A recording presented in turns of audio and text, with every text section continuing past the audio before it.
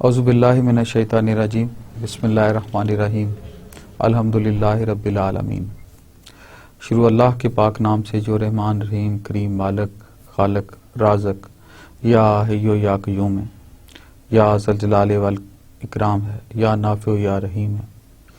हज़ारों करोड़ों लामतराही दुरूद व सलाम अल्लाह के प्यारे नबी के नाम जिनकी हम उम्मत हैं। अल्लाह ताला हमें आपकी सुन्नत पे अमल करने की तौफीक अता फरमाई और आप पे ज़्यादा से ज़्यादा दुरूद सलाम भेजने की तौफीक अता फरमाई। Gentlemen, we start with the new lecture.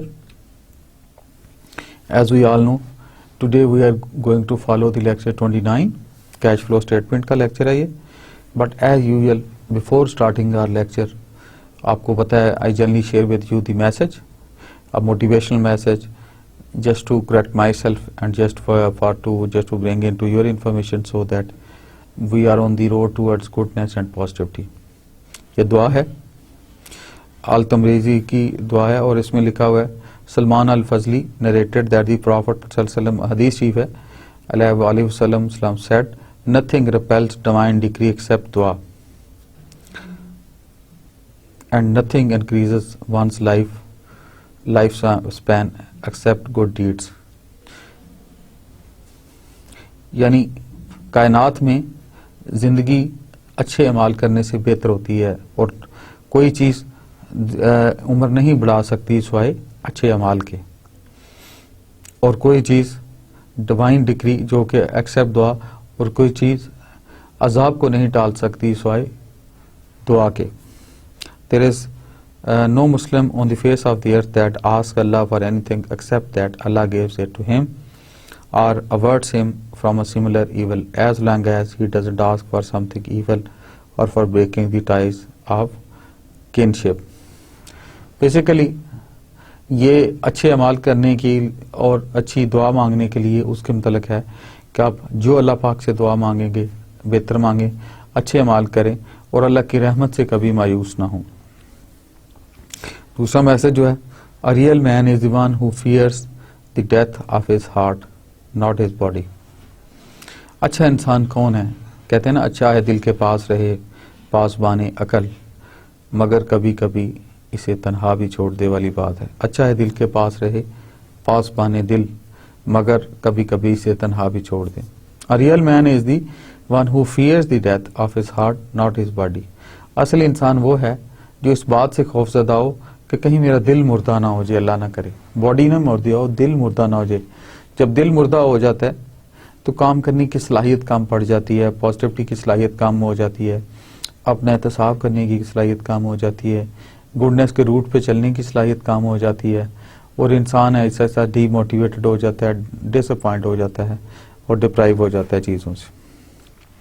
Gentlemen, before starting the lecture 29, as you all know, we would like to cover the summary of the lecture 28 जो previous lecture हमने पढ़ा था, so that we all are on the same page and we know what were the concepts which were covered in lecture 28.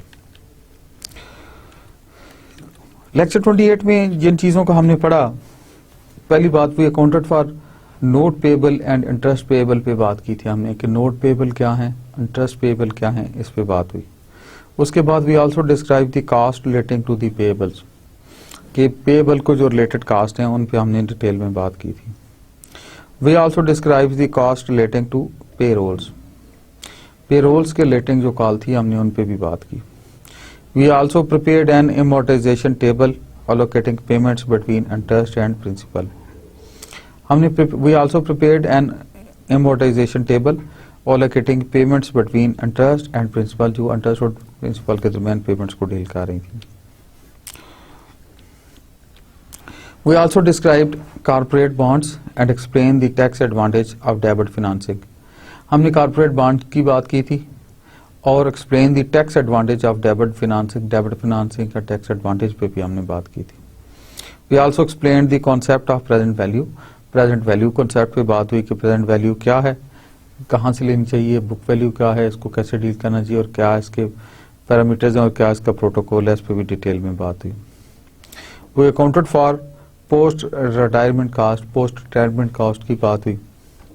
And we also described and account for deferred income taxes की भी बात हुई कि उनके मतलब कि ये कैसे डील करें।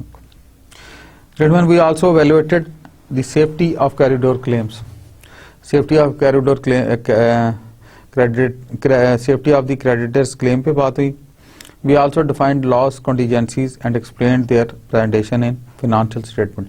Loss contingencies की बात हुई और and explained their presentation in the financial statement, उस पे हमने डील किया। Accounted for bonds issued at discount or premium. We also accounted for the bonds issued at the discount or premium, जो कि डिस्काउंट और प्रीमियम में थे। उन बॉन्ड्स को भी हमने टच किया और उनकी डिटेल्स को भी कवर किया। Gentlemen, now we will start the lecture 29 which deals with the cash flow statement. Cash flow statement भी हम डिटेल में बात करेंगे, उसके डिफरेंट एरियाज की बात करेंगे, उसके कंसेप्ट की बात करेंगे, उसकी इम्प्लीकेशंस की बात करेंगे, कैसे मूव होती है उसकी बात करेंगे और अकाउंटिंग एंड फाइनेंस डिपार्टमेंट इसको कैसे हैंडल करता है उस पर हम बात करेंगे। Purpose of the cash flow statement, cash flow statement का क्या पर्पस है इसको हम कवर करेंगे। The primary purpose of the cash flow statement is to provide information about the cash receipts and cash payments of an entity during a period. जो primary purpose है cash flow statement का कि cash receipts और cash payments जो इस particular period के दरमियान हुई हैं उसकी डिटेल्स बताना और उस पर बातचीत करना। A secondary objective is to provide information about its operating activities, जो इसकी ऑपरेटिंग एक्टिविटीज है उन पे बात करना, इट्स इन्वेस्टिंग एक्टिविटीज उस पे बात करना और इसकी फिनेंसिंग एक्टिविटीज के पे बात करना। यानी सेकेंडरी ऑब्जेक्टिव जो है ऑपरेटिंग एक्टिविटीज, इन्वेस्टिंग एक्टिविटीज और फिनेंसिंग एक्टिविटीज जो एंटरप्राइज की उस पे बात की जाती है। इस पे purpose of statement of cash flows, it provides information about cash receipts and payments during an accounting period. ये कैश रिसेप्ट्स और पेमेंट्स की पूरी डिटेल बताती है for a particular period. It also helps us how financial position changes during an accounting period. Accounting period के दौरान financial position कैसे change होती है उस पर भी ये बात करती है। Only statement that collect and shows in one statement the causes of changes in cash during the financial reporting period. Financial reporting period के दौरान उन कॉजेस पे भी ये रोशनी डालती है कि इसको कैसे आगे फॉर द लॉन्ग रन इसकी इम्प्लीकेशन क्या है और उसके लॉन्ग टर्म और शॉर्ट टर्म क्या इम्पैक्ट्स हैं उस पर कोई पे हाईलाइट करती है। फॉर द डिसीजन मेकर्स ज्यादा विजिबिलिटी आती है फाइनेंशियल हेल्थ की ऑर्गेनाइजेशन की कि क्या फाइनेंशियल एक्टिविटीज चल रही हैं। Cash and cash equivalents, cash includes cash currency on hand and demand deposit. Cash क्या है? Cash includes currency on hand and demand deposits ये होती है। And cash equivalents are short term highly liquid investments. Cash equivalents वो होते हैं जो short term होते हैं और हाईली लिक्विड होते हैं investments that are readily convertible to known amounts of cash, जो कि known amount of cash convert किए जा सकते हैं। Then so near maturity that they are not like to change in value due to the changes in interest rates. So near maturity के करीब they are not likely to change in value, जो value कोई change नहीं होती due to changes in interest rates. Interest rate में changes की वजह से उनमें खास चेंज नहीं आती। अभी meaning of the cash flows की क्या मीनिंग है? The cash flow statement is usually prepared using cash and cash equivalents as it is basis.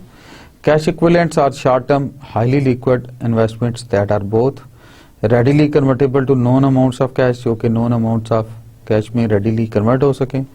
So near to their maturity that their market value is relatively insensitive to changes in the interest rates, जो कि insensitive होती है changes to the interest rate पे ऊपर।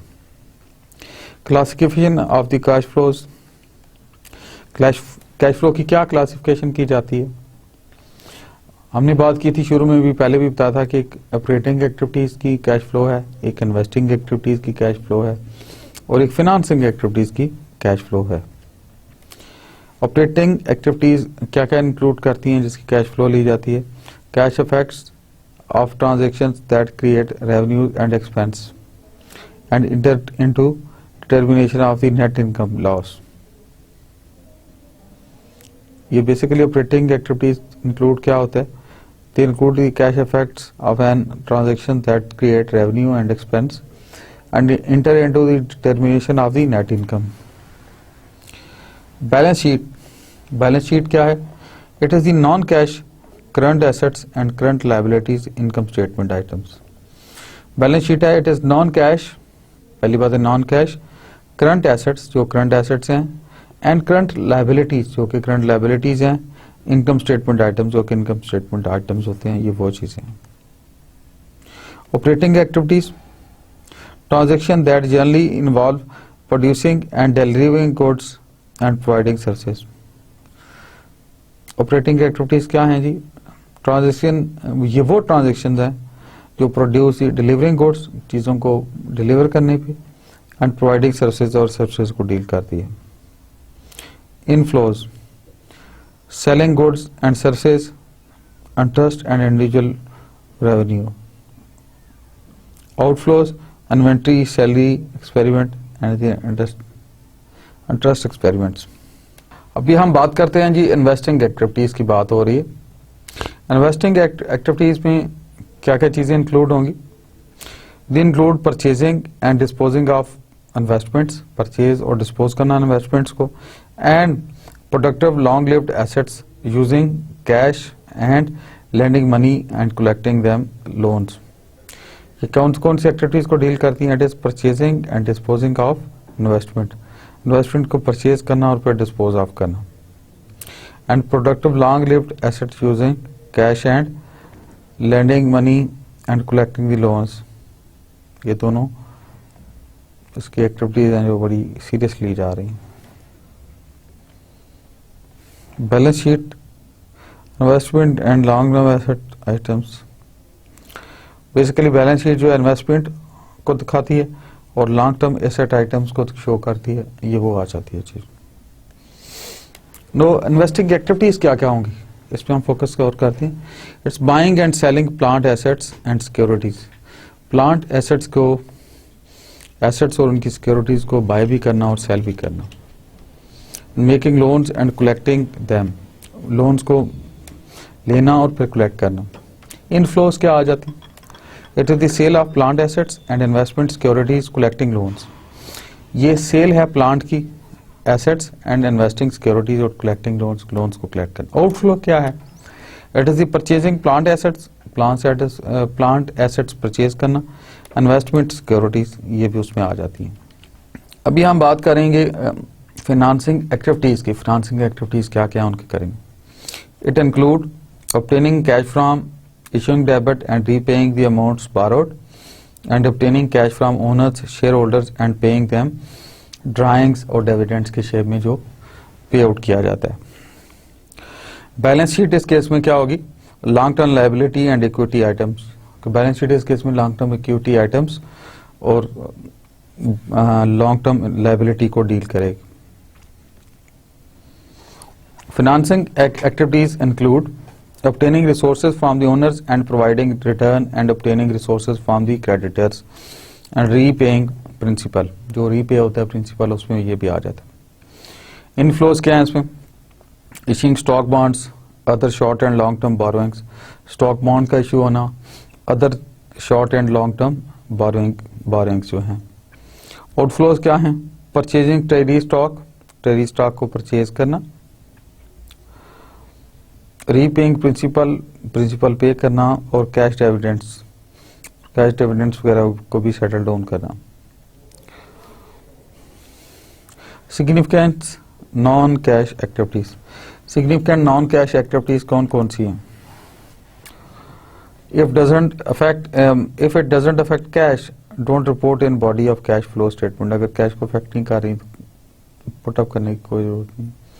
Report in separate note to the financial statement.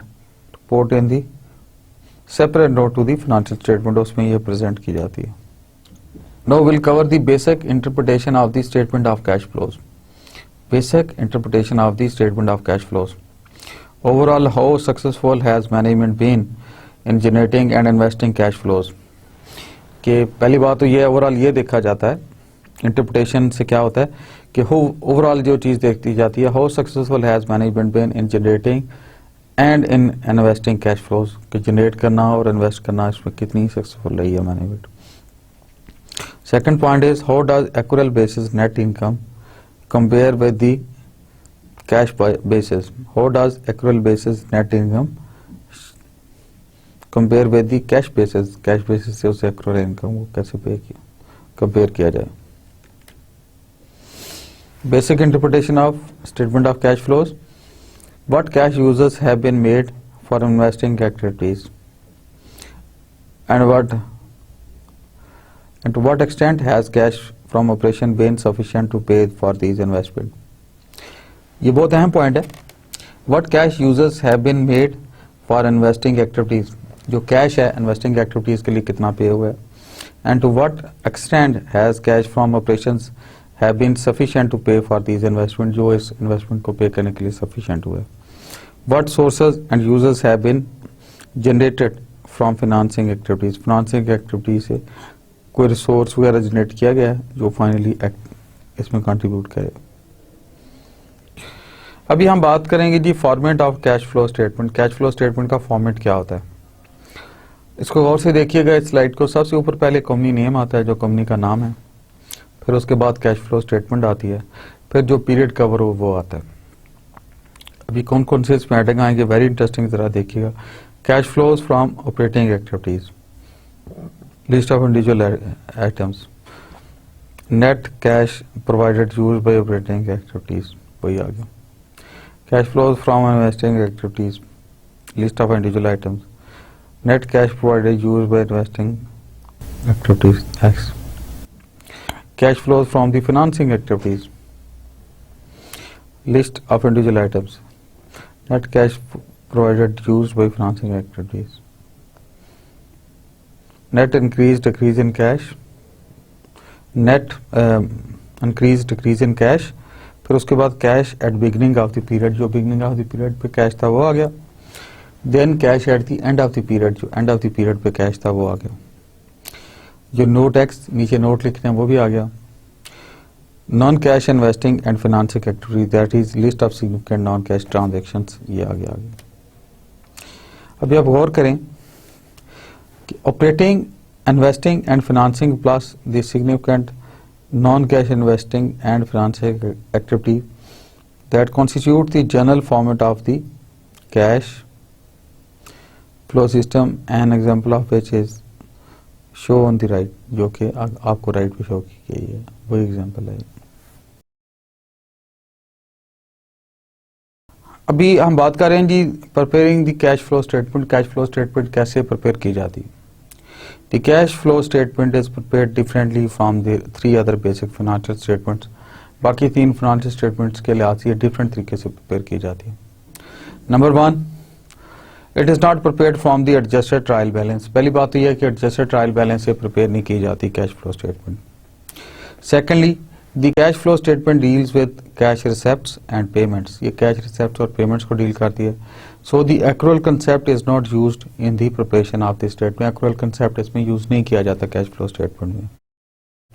Number 3, the information to prepare this statement usually comes from 3 sources, 3 sources से आती है। Number 1, the comparative balance sheet. Number 2 is the current income statement, and then is the additional information.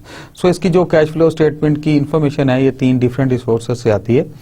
One is the comparative balance statement, other is the current income statement, जो current income statement है वो है, और तीसरी additional information आती है जो साथ ही उसके डील कर रही होती है। अभी हम देखते हैं थोड़ी कैश फ्लो सिस्टम के लिए ये इलस्ट्रेशन है, केस स्टडी है, जरा इसको गौर से देखिएगा ताकि कंसेप्चुअली क्लियर हो कि कैश फ्लो स्टेटमेंट किस तरह ली जाती है और क्या उसमें चीजें होती हैं। 3 major steps in preparing the cash flow statement. Step 1, the difference between the beginning and the ending cash balance can be easily calculated from comparative balance sheet. ये देखिए बिगिनिंग और एंडिंग का जो डिफरेंस है प्लस या minus करके उसमें से cash flow statement comparative statement से लिया जाता है, बैलेंस शीट से। Step 2 involves analyzing not only the current year's income statement but also comparative balance sheet and selected additional data। जो additional data है वो भी इसके साथ लिया जाता है। नंबर 3, जो अगला स्टेप है, this step involves analysing comparative balance sheet data and selected additional information for their effects on cash. जो कैश पे उसके इफेक्ट्स आते हैं उसके लिहाज से उसको देखा जाता है कि एडिशनल जो इंफॉर्मेशन है और उनके इफेक्ट्स क्या आ रहे हैं कैश पे, वो असर्टन किए जाते हैं इसमें। Determine the net increase decrease in cash, वो डिटरमिन कैसे की जाती है, ये स्टेप 1 है जो इसके ये सारे हिस्से हैं। Step 2 is determine the net cash provided used by the operating activities, जो ऑपरेटिंग एक्टिविटीज से आया। और तीसरा जो है वो है determine net cash provided used by investing and financing activities. So पहला increase decrease in cash certain होती है, फिर cash provided used by the operating activities, और फिर फाइनेंसिंग एक्टिविटीज के में जो कैश होता है इन्वेस्टिंग और फाइनेंसिंग में, वो भी इस पे विजिबल होता है अच्छे तरीके से। स्टेप 1 है, step 1 says it is determining net increase decrease in cash. ये कैसे होती है, प्लस और माइनस, ये कैश कैसे इंक्रीज या डिक्रीज होगा। The difference between beginning and ended cash balances can be easily be computed from the comparative balance sheet. Comparative balance sheet से वो निकाला जा सकता है। स्टेप 2 जो है that is determine net cash provided used by operating activities, कि net cash जो यूज किया ऑपरेटिंग एक्टिविटीज ने उसको भी दिखाएं। Net income must be converted from an accrual basis to a cash basis in the operating activities section. Conversion में be done by 2 methods, वो है, one is the indirect method, other is the direct method. Direct method is use extensively in practice और direct method is simple. हम बात कर रहे थे indirect और डायरेक्ट मेथड्स की, इन दोनों की इनडायरेक्ट और डायरेक्ट मेथड्स की बात हो रही थी। अभी इस पे देखिए जरा, both methods arrive at the same total amount of cash provided used by the operating activities. Methods differ in disclosing their items that make up the total amount. वो आइटम जो टोटल अमाउंट बनाते हैं उसमें थोड़ा सा ये कि अपनी थोड़ी सीक्रेसी या कॉन्फिडेंशियलिटी मेंटेन होती है। Choice of methods affect only the operating activity section. जो ऑपरेटिंग एक्टिविटी सेक्शन है वो चॉइस ऑफ मेथड को अफेक्ट करता है। The investing and financing activity sections are the same. Investing और फाइनेंसिंग एक्टिविटीज के सेक्शन जो है वो सेम है, उसी तरह। Operating activities indirect method, operating activities indirect method में सेक्शन 1 आ गया। अभी देखिए net income vis a vis net cash provided by operating activities. अभी देखें अर्न रेवेन्यूज हैं, एक इनकर्ड एक्सपेंसेस है, that is accrual basis accounting, और नेट इनकम है।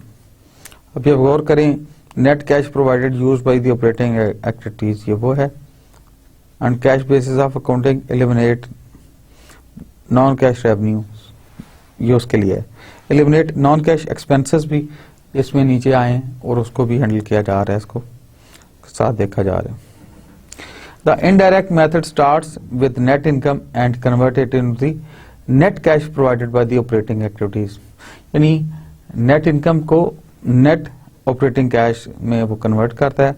In other words, it adjusts net income for the items that affect reporting net income, but due to affect cash, as shown below. Net income to net cash provided used by the operating activities, इसको हम देखते हैं जी। Non cash current assets and current liabilities, इन पे बात करेंगे हम। Adjustment to convert net income to net cash provided used by the operating activities. इसमें आप गौर करें, इसमें एडिशन वाले कॉलम्स भी हैं और डिडक्शन वाले कॉलम भी हैं। For example change in current assets account balance, अगर करंट एसेट अकाउंट बैलेंस की बात हो रही हो, अकाउंट्स रिसीवेबल डिक्रीज होंगे, डिडक्शन में इंक्रीज होंगे। इन्वेंट्री डिक्रीज होगी और डिडक्ट में इंक्रीज होगी।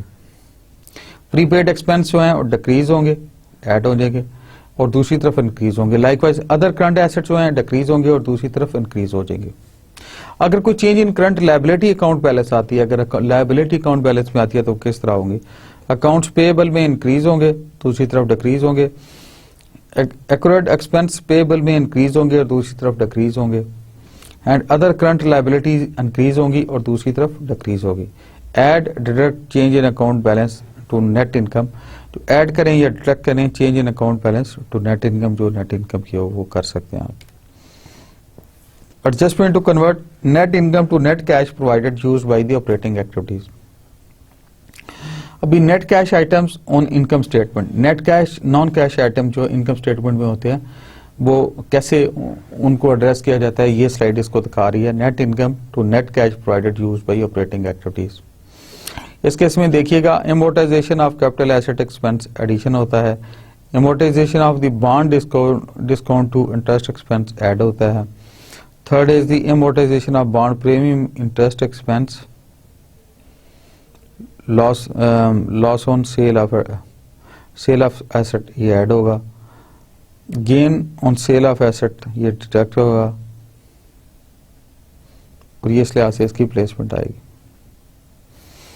Net cash provided used by the operating activities, उसमें इनडायरेक्ट मेथड क्या है, सिंपल फॉर्मेट क्या होगा इनडायरेक्ट मेथड का, ये एज ए केस स्टडी आपको दिखाया गया स्लाइड पे, इस पर जरा फोकस कीजिएगा. कंप्यूटर सर्विस कॉर्पोरेशन है, कैश फ्लो स्टेटमेंट है, इनडायरेक्ट मेथड है उनका for the year ended December 31st, 2002.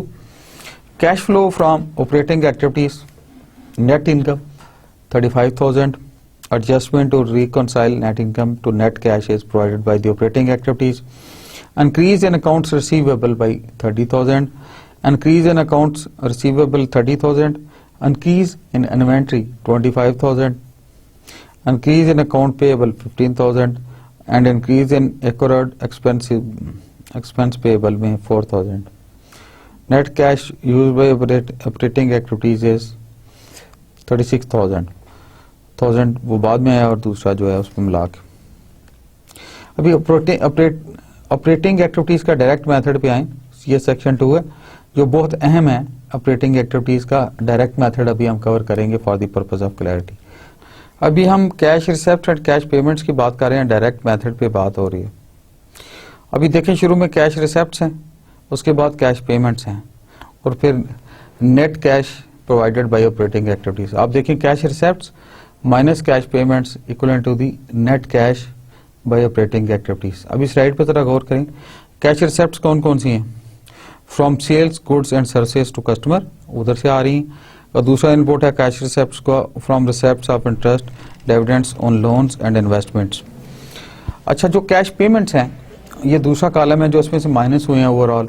Cash payments में कुछ पेमेंट्स आपने टू सप्लायर्स की हैं, आप ये सारी पढ़ते जाएं. फिर टू एम्प्लॉयज भी पेमेंट्स हुई हैं, फिर टू ऑपरेटिंग एक्सपेंसेस भी हुई हैं, फिर फॉर इंटरेस्ट भी हुई हैं एंड देन फॉर टैक्सेस भी हुई हैं. जब इनको निकाला तो उसमें से कैश रिसेप्ट्स में से कैश पेमेंट्स हमने माइनस की तो it comes equal to the net cash provided by the operating activities. ये निकल आया हमारे पास उस मेथड के तहत. अभी cash receipts from the customers, अभी cash receipts from the customers पे आते हैं जो पहले ही था उसके कैश रिसेप्ट्स में. Cash receipts from customers is equal to revenues from sales, ये रेवेन्यू होते हैं सेल्स के, plus decrease in around accounts receivable, जो रिसीवेबल अकाउंट्स हैं उनमें डिक्रीज होती है, और इंक्रीज होती है इन अकाउंट्स रिसीवेबल. या तो अकाउंट्स रिसीवेबल में डिक्रीज होती है या इंक्रीज होती है. इन दोनों केसेस में कस्टमर से जो पैसे लेने होते हैं वो ये शो कर रहे होते हैं. The relationships among cash receipts from customers, revenues from sales and changes in accounts receivable is cash receipts from customers equivalent to revenues from sales, या तो प्लस होगी डिक्रीज इन अकाउंट्स रिसीवेबल्स और increase in accounts receivable पे होगी. दूसरी चीज है cash payment to suppliers. हमने देखा था जो कैश पेमेंट टू सप्लायर की थी वो क्या चीज है? It is the relationship among cash payments to suppliers, cost of goods sold, change in inventory और change in accounts payable is cash payments to suppliers is equivalent to the cost of goods sold.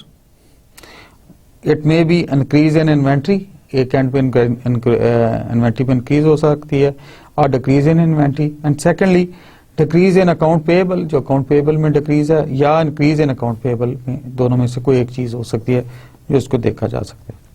We were talking about the cash payments for the operating expense के लिए जो cash payments है उनकी बात कर रहे हैं. It is the relationship among cash payments for operating expense, changes in prepaid expense and changes in the accrued expenses that is payable. ये एक्सप्रेशन इस तरह होगा, cash payments for services operating expenses हैं, plus it is increase in the prepaid expense और decrease in the prepaid expense, plus decrease in accrued expense payable और increase in the accrued expense payable, ये दोनों cases में है ये। अगली जो है cash payments for the income tax, ये क्या चीज है? The relationship among cash payments for income tax expense and changes in income tax payable is cash payment for the income tax is equivalent to the income tax expense. It could be decrease in the income tax payable या minus होगी increase in income tax payable. दोनों में से कोई एक scenario develop होगा और उसको एंटरटेन किया जाएगा उस लिहाज से। Net cash provided used by the operating activities direct method sample format, ये फॉर्मेट है कि net cash provided used by the operating activities, उसका सैंपल दिया गया है इस स्लाइड पे, जरा गौर से देख लीजिएगा ताकि आपने एकेडमिकली जब इसको हैंडल करना है प्रैक्टिकली तो कैसे करेंगे। सबसे ऊपर नाम आएगा computer services corporation, then cash flow statement आएगी, डायरेक्ट मेथड लिखा जाएगा साथ for the year ending 31,000 December 31, 2002। Cash flow from the operating activities उसको लिखा गया। Cash receipt from the customer is $120,000। Cash payments में आ गया to supplier 75,000, for operating expense 36,000, income tax 10,000 for income tax. उसके बाद इनको फॉर इनकम टैक्स 10,000 और टोटल ये आ गई 121,000। So net cash use by operating activities is 1,000, जो net cash use by operating activities emerge हुआ इस केस के बाद। अभी स्टेप 3 है determine net cash provided used by the investing and financing activities. It is step 3। इस step 3 में आप इन्वेस्टिंग एक्टिविटीज को देखते हैं, फाइनेंस आता है तो फिर आगे इन्वेस्ट होता है। This step involves analysing comparative balance sheet data and selected additional information for their effects on cash, जो कैश के ऊपर उसके इफेक्ट्स जनरेट होते हैं वो देखा जाता है। अभी net cash provided used by the investing activities क्या क्या होगा? Study the balance sheet to determine the change in investment and long-term assets. Changes in each short-term investment unless incorporated as part of cash definition and long-term account are analyzed using selected transaction data to determine the effect, if any, the change had on cash. ये cash पे change आएगी। Net cash provided used by the financing activities. It is study the balance sheet to determine changes in non-current liabilities and owners shareholder equity। non-current liabilities और owners shareholder equity पे जो changes हैं वो हैं। It also changes in each non-current account are analyzed using selected transactions data to determine the effect, if any, the changes had on cash, जो cash पे वो changes हैं उनका effect आएगा। अभी गौर से देखिएगा, ये बहुत अहम स्लाइड है कि इनको इलस्ट्रेट कैसे करना है, एज ए केस स्टडी कैसे लिया गया है। कैश फ्लो स्टेटमेंट है इनडायरेक्ट मेथड की, कंप्यूटर सर्विसेज कंपनी है। कैश फ्लो स्टेटमेंट है indirect method for the year ending December 31, 2002। It covers cash flow from operating activities. Net income $35,000 आ गई। Adjustment to income, net income to cash provided operating activities में आ गई। Increase in accounts receivable 30,000, increase in inventory 25,000, increase in accounts payable 15,000 and increase in accrued expense payable mean 4,000। so increase in the accrued expense payable 4,000, इसमें 36,000 आ गए। net cash used by operating activities is $1,000। $10,000 लगे purchase of equipment और bulk of common share में 60,000। Payment of cash dividends is 15,000। so net cash in cash is 34,000। Cash January 1 cash December 31 में आ गया। 34,000 जो है डॉलर्स ये कैश एमर्ज हुआ है, पूरी स्टेटमेंट ऐसे शो कर रही है। Operating activities used 1,000 cash and investing activities used 10,000 cash while financing activities provide 45,000 cash. ये इसको इस तरह ऑपरेट करके इसके ऊपर लिखा गया है, साथ इस स्लाइड के ऊपर भी शो किया गया। Now we have cash flow statement direct method, उसकी डिमॉन्स्ट्रेशन है इस स्लाइड पे, जरा देखिएगा कैसे प्लेस करते हैं, कैसे पोस्ट करते हैं डिफरेंट एंट्रीज को प्रैक्टिकली, इसको जरा फोकस कीजिएगा। डायरेक्ट मेथड है, सबसे ऊपर कंपनी का नाम है, फिर कैश फ्लो स्टेटमेंट है फॉर द ईयर एंडिंग आगे जो भी है। Cash flow from operating activities $120,000। Cash received from the customer, cash payments to suppliers for operating expense for income tax and net cash provided by operating activities $1,000। 75 plus 36,000 plus 10,000। अभी purchase of equipment, net cash use by investing activities 10,000, debit भी हुआ, credit भी हो गया। Cash flows from the financing activities, उसमें issue of common shares 60,000 हो गए और payment of cash dividends another 15,000 हो गए। Net cash provided bye financing activities 45,000। So net increase in cash जो मर्ज हुई that is 34,000, cash on January 1 0 and cash on December 31st was $34,000 इस पे मर्ज हुआ net cash. The cash flow statement shows that operating activities used 1,000 cash and investing activities used 10,000 cash while financing activities provided $45,000 उसने provide किया financing activities. Using cash flow to evaluate company. Cash flow को use करते हुए company की performance या company की health कैसे evaluate की जा सकती। Liquidity cash current debit coverage ratio, इसको लिक्विडिटी कहते हैं। Profitability cash return on sales ratio, उससे ज्यादा cash flow per share profitability में लिया जाता है। उसके बाद सॉल्वेंसी है, कैश टोटल डेबिट कवरेज है, उसकी बात कर रहे हैं। These ratios are cash based instead of accurate based. Cash current debit coverage, cash current debit coverage क्या होगी? Cash current debit coverage indicates the amount of cash to pay off current debit that is generated from the operating activities. The ratio provides a better picture of liquidity than using a current ratio because it's used cash to provide the operating activity rather than the year-end asset balance. Year-end asset balance की बजाय वो current cash की सूरत हाल बताती है जो current status आ रहा होता है। For example, cash provided by the operating activities divided by average current liabilities equivalent to the cash current debit coverage आ गया, cash current debit coverage पे आ गया। Cash return on sales, cash return on sales indicates how quickly sales are turned into cash, वो cell cash में कैसे turn हो रही हैं।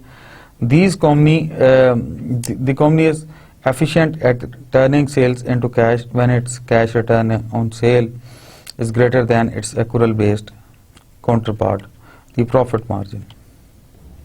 Cash provided by operating activities divided by net sales equivalent to the cash current return of sales. So cash return of sales है, इसको ये deal करती है।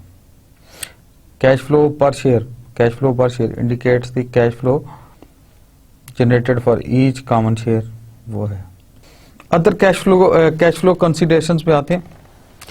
Generally, information on gross receipts and payments more relevant when issuing long-term debit, retire other debit showing both. Non-cash investing and financing में आ जाती है। Acquiring plant assets by using notes payable और converting bonds payable into the common stock, ये वो एक किस्म की these are known as non-cash investing, financing आ जाती है। Direct versus indirect method for operating activities, एक direct method होता है, एक indirect method ऑपरेटिंग एक्टिविटीज के लिए कैसे होता है। Direct shows a major classes of gross cash receipt and cash payments. Difference is net cash provided by used in operating activities. Indirect starts with net income loss and it adjust for the revenues and expense that did not cause changes in cash, जो cash में changes नहीं है। FASB encourages use of direct method, अमूमन use of direct method को encourage किया जाता है। Direct method में goal to convert each income statement item from accrual to cash basis, उसको एक्रूअल से कैश पे ले आना। First, identify the balance sheet accounts that relate to each other statement item. Next, combine the change in the balance sheet account with the income statement amount, income statement amount है उसके साथ उसको कर लें। Cash receipt from the customers, cash receipt from customers relates sale to change in accounts receivables. If account receivable decreased during the period, we collect more cash than amount reported as sale revenue. If account receivable increased during the period, we collected less cash that amount reported as sales revenue to sales revenue के मुताबिक होता है। Cash received from the customer, it takes sales amount and add decrease the accounts receivable or subtract the increase in accounts receivable, उसको subtract करें और उसको उस लिहाज से देख सकते हैं आप। Cash payments to suppliers, cash payments to supplier relates cost of goods sold and change in the machinery and inventory, change in accounts payable. First, use cause of goods sold and change in inventory to calculate the purchase. If inventory increased during the period, if inventory increased during the period, we purchased more goods than we sold. अगर inventory बढ़ी है उस period में तो हमने ज्यादा चीजें खरीद ली than we sold. And if inventory decreased during the period, we purchased fewer goods than we sold. अगर इन्वेंट्री डिक्रीज हुई तो उसका मतलब है हमने चीजें खरीदी कम है और सेल आउट ज्यादा की हैं. अभी हम बात करेंगे cash payment to suppliers. To calculate purchases, take cost of goods sold amount and add increase in inventory or subtract the decrease in inventory. This gives us accrual purchases. ये accrual purchases को हमें दिखाती है, show कर देती है. Second, use purchases and change in accounts payable to calculate cash payments to the suppliers. If accounts payable increased during period, we paid less cash than purchases, obviously. And if accounts payable decreases during period, we paid more cash than purchases. हमने cash ज्यादा पे किया और purchases उसमें कम हुई. To calculate cash payments to suppliers, take purchases amount and add decrease in amounts payable or subtract the increase in accounts payable. जो भी इनमें से चीज हो उसको relevancy से आप देख लें. Other expense that affect cash. दूसरे कौन से expense हैं जो कैश को affect करते हैं उस पर भी हम बात करेंगे. Cash payments for expenses relate the expense to a change in accrued system expense account or a prepaid expense. Cash payments for wages relates wages expense and change in the wages payable. जो wages payable हैं उसको relate करती हैं. Cash payments for office suppliers relate office supplier expense and changes in the office supplies उसको relate करती हैं. Other expense that affect cash में आ जाती है. To calculate cash payments for the expenses, take the expense amount and add decrease in accrued expense or subtract increase in accrued expense. जो भी subtract कर दें increase और accrued expense वो कर दें और add increase in the prepaid expense में भी increase add की जाती है और subtract the decrease in the prepaid expense की decrease को भी देखा जा सकता है. Now cash receipts for revenues relate the revenue to change in an unearned revenue account or accrued revenue, right? Cash receipts from interest relates interest revenue and change in the interest receivables. Cash receipts from the subscriptions relate subscriptions revenue and change in the unearned subscriptions. जो unearned subscriptions हैं उसको ये relate करती है. To calculate cash receipts from revenues, take the revenue amount and add decrease in the accrued revenue or subtract increase in the accrued revenue or add increase in the unearned revenue and subtract decrease in the unearned revenue उसको वो किया जाता है. Now we will be covering the indirect method for the operating activities. Indirect method कौन सा operating activities के लिए? Start with net income that is loss from the income statement. Adjust for the revenues and expenses that did not cause a change in the cash. Then results in the same total as direct method. जो direct method है उसका result क्या है?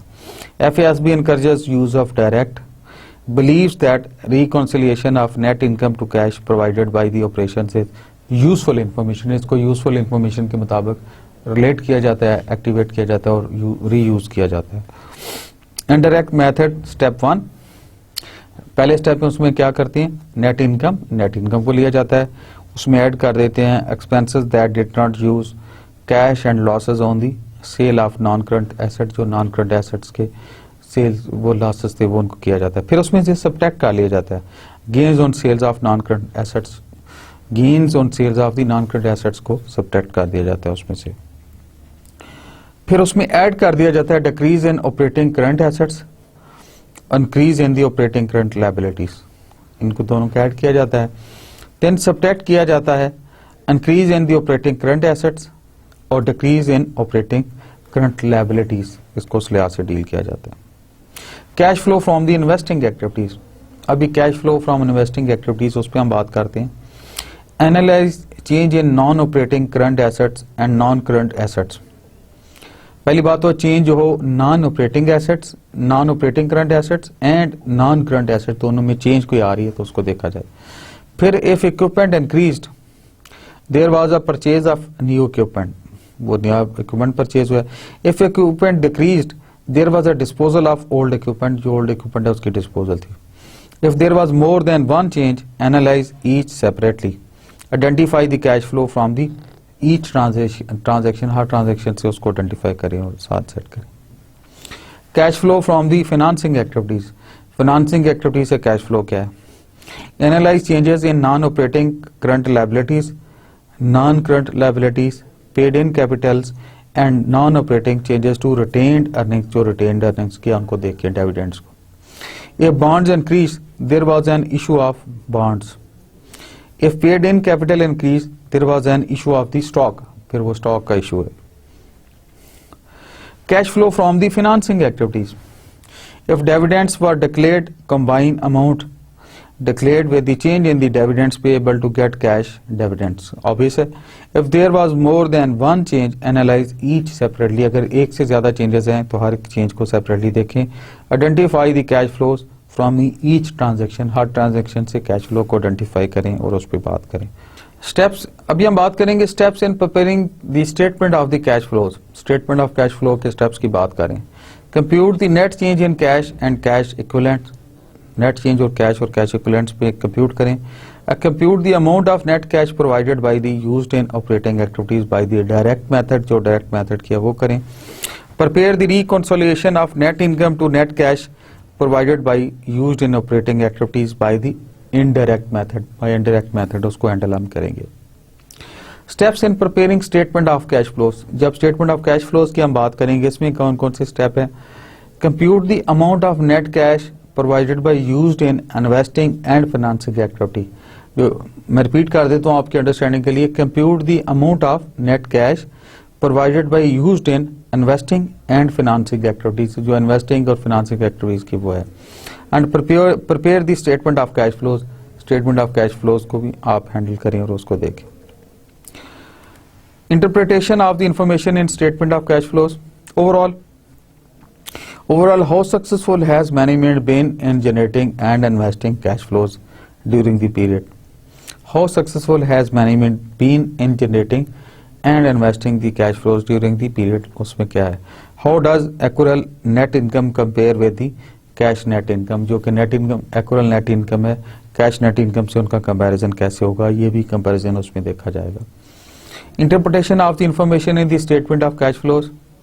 What cash users have been made for investing activities and to what extent cash from the operations been sufficient to pay these investments, उन activities का cash कहाँ से आया और किस हद तक उसको पूरा करने के लिए वो यूज हुआ, इस पे भी होना चाहिए। What resources users have been generated from the financing activities, जो हमने फाइनेंसिंग एक्टिविटीज की उनमें से कौन से रिसोर्स जनरेट हुए और उनका ओवरऑल इम्पैक्ट क्या पड़ा for the productivity of the enterprise और the business enterprise.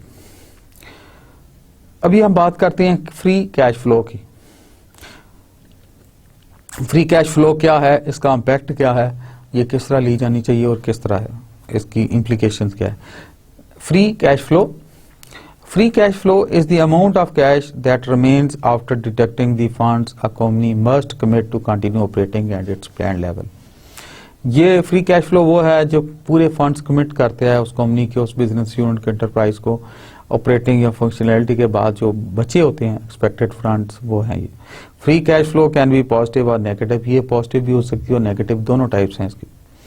Positive free cash flow क्या है? It means that the company has met all its planned cash commitments, company की जितनी cash planned cash commitments and has cash available to reduce debit or to expand, and has cash available to reduce debit or to expand।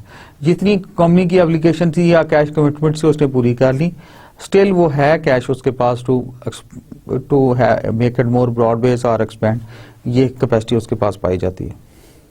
Negative free cash flow means that the company will have to sell its investment, borrow money or issue stock in the short term to continue at its planned level. If a company's free cash flow remains negative for several years, it may not be able to raise cash by issuing stocks or bonds. तो issue stock और bond के तहत वो raise नहीं कर सकेगी। ये बहुत इंपॉर्टेंट कंसेप्ट है जो हमें हर लिहाज से देखना चाहिए कि नेगेटिव कैश में उसके पास पैसे नहीं होते, पॉजिटिव कैश में कमिटमेंट कैश ऑब्लिगेशन के बाद कंपनी हैव या business unit has available funds to expand more. Asking the right questions about the statement of cash flows. Statement of cash flows के लिए राइट क्वेश्चंस क्या हैं? पहला जो क्वेश्चन बढ़ाया है मैं, in interpreting a statement of cash flows it pays to know the right questions to ask. कौन कौन से क्वेश्चन है? Number 1, cash flows and net income. What are the primary reasons that the company's cash flows from operating activities different from the net income? क्या reasons है? ये बड़ा relevant सवाल है conceptually भी और finance point of view से और account point of view से। Investing activities के लिहाज से आएगा, what were the company's most important investing activities other than the capital expenditures? Other than capital expenditures, company की most important investment activities कौन सी हैं, उस पर बात होगी। तीसरा है फाइनेंसिंग एक्टिविटीज के लिहाज से सवाल आएगा, how did the company manage it's financing activities during the year? पूरे साल के दौरान कंपनी ने फाइनेंसिंग एक्टिविटीज को कैसे मैनेज किया through the year? Cash flow trends के लिहाज से आएगा, what has been the trend of cash flows for the company? Company के कैश फ्लोज के लिए क्या ट्रेंड है, क्या उसकी इमरजेंस है, उस पर भी बात होगी। Ethical consideration in analysing the statement of cash flows. Ethical considerations क्या क्या है? Because of the emphasis on the cash flows as an important measure of performance, an incentive exists to overstate these cash flows. Overstate नहीं होनी चाहिए, incentive या temptation तो होती है, but finance के लोगों का, account holders का या ethically professional ये है कि original picture represent की जानी चाहिए। A company may show an apparent but false improvement in its performance. बाज़ cases में apparently false improvement company show कर देती है finance वाले by classifying the payments of operating expense as investments on the statement of cash flows. Operating को investment के तौर पे show करके एक inflated rise दिखा सकते हैं वो अपना। Then through lack of transparency या lack of full disclosure in its financial statements, full disclosure नहीं करते अपनी financial statements को, lack of full disclosure की वजह से भी ये problem आ सकती है। Such as by netting the proceeds of the securitization against the accounts receivable in the operating activities section of statement of the cash flows. Gentlemen, with this we finish our lecture 29. Before closing my lecture, finally as usual जो कुछ हमने इस lecture में पढ़ा मैं आपके उसके highlights, उसकी समरी आपसे शेयर करना पसंद करूंगा, सो दैट कि यू रिकैप्चुलेट और आपको पता चल जाए आज हमने क्या क्या पढ़ा इस लेक्चर में। इस लेक्चर में वो explain the purpose of the statement of cash flow. हमने स्टेटमेंट ऑफ कैश फ्लो का पर्पस आपसे शेयर किया, क्या पर्पस है इन डिटेल। उसके बाद we understood the requirement for presenting this statement, कि इसकी रिक्वायरमेंट क्यों है, इसकी रीजन क्या है, इसकी इंपॉर्टेंस क्या है, वो भी हमने अंडरस्टैंड की पूरी तरह और इसकी इम्प्लीकेशन भी पूरी तरह अंडरस्टैंड की। Then we also distinguish the cash equivalents from other financial assets. दूसरे फाइनेंशियल एसेट्स से जो कैश इक्विवेलेंट्स मिलते हैं हमने उस पर भी डिटेल में बात की। Then we also distinguish the cash flows from the operating, investing and financing activities. फिर हमने जो कैश फ्लो हमारे पास आते हैं ऑपरेटिंग से, इन्वेस्टिंग से और फाइनेंसिंग एक्टिविटी से, किस तरह उसका प्रोटोकॉल है हैंडलिंग का, उस पर भी हमने डिटेल में बात की थी। Then gentlemen, we also prepared the statement of the cash flows using both the indirect method and the direct method. हमने कैश फ्लो की स्टेटमेंट का इनडायरेक्ट मेथड और डायरेक्ट मेथड दोनों को हमने यूज करती है, उस पर भी बात की। And we also prepared notes to financial statement and commentary by management in accordance with the requirement of the accounting principles. उस लिहाज से भी हमने अकाउंटिंग प्रिंसिपल के लिहाज से जो रिक्वायरमेंट मर्ज होती है, मैचिंग रिक्वायरमेंट है, उस पर बात की हमने। एंड पे हमने we also discuss the free cash flow, के फ्री कैश फ्लो क्या है, पॉजिटिव कैश फ्लो क्या है और नेगेटिव कैश फ्लो क्या है। अच्छा, with this gentleman we finish our lecture. और आखिर में जो एक बहुत ज़रूरी और अहम बात थी जो नहायत ज़रूरी थी वो थी कि हमने फ्री कैश फ्लो के बाद we also explain the ethical issues in the analyzing cash flows. Cash flows को एनालाइज करने के लिए जो एथिकल इश्यूज थे उस पर भी हमने बातचीत की कि वो क्या क्या हैं, उसको भी टच किया हमने। With this gentleman we finish the lecture.